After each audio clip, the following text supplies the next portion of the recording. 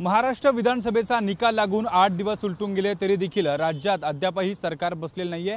नेमका मुख्यमंत्री कोण होणार यावर चर्चा सुरू आहे। त्यातच नाशिकमध्ये अनेक महायुतीचे जे आमदार आहेत त्यांच्याकडून आता भावी मंत्री असे बॅनर लागले जात आहे। आपण जर बघितलं तर या ठिकाणी नांदगाव विधानसभा मतदारसंघाचे आमदार असलेले सुहास कांदे यांचा नाशिक जिल्ह्याचे भावी पालकमंत्री असा बॅनर जो आहे तो नाशिकच्या त्र्यंबक नाक्यावर लागल्याचा पाहायला मिळतोय। जो हिंदू हित की बात करेगा वही महाराष्ट्र पे राज करेगा असा आशय देखील या बॅनरवर पाहायला मिळतोय।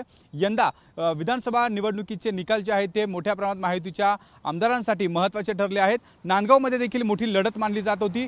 समीर भुजबळ आणि सुहास कांदे यांच्यामध्ये ही लढत झालेली होती। भुजबळ विरुद्ध कांदे हा संघर्ष महायुतीत असताना देखील पाहायला मिळाला होता।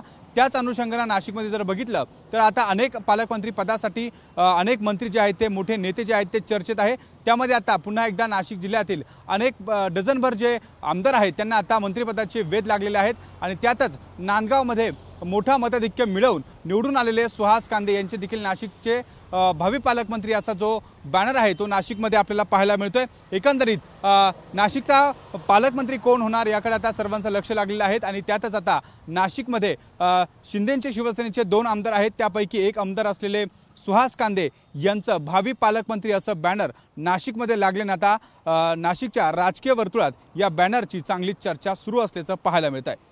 कॅमेरामन मयूर बारगजेसह शुभम बोडके, एबीपी माझा, नाशिक। एबीपी माझा, उघडा डोळे बघा नीट।